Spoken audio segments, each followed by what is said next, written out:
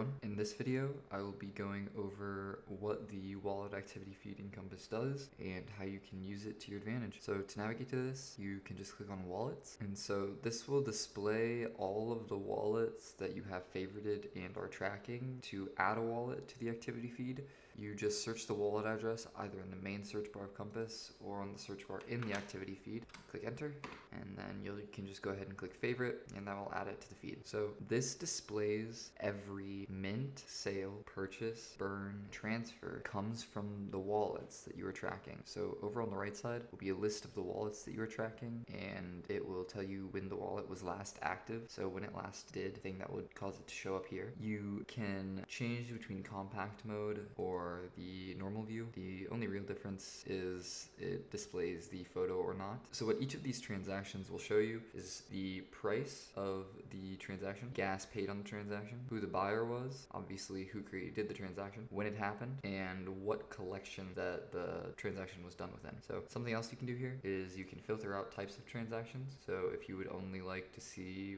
what these wallets are minting, if you deselect everything and leave mint selected, it'll only show you mints, and that's the same for anything else. If you would like to also see burns, you could do that, or sales, so forth and so on. And so that's what you can do with the wallet feed. The reason the wallet feed is useful is because it allows you to, in real time, track smart money. So if there's a wallet that you know of that is highly profitable or very good at making long-term investments, you can add them to the wallet tracker and they will display in the activity feed, and then you can go ahead and even copy the trades that they are doing or take inspiration from trades they're doing, possibly just pick up on some information that you may not have known because you can see what they're buying and then look into why they're buying it. So that is how to use the activity feed of Compass and how you can use it to benefit. Hope you enjoyed.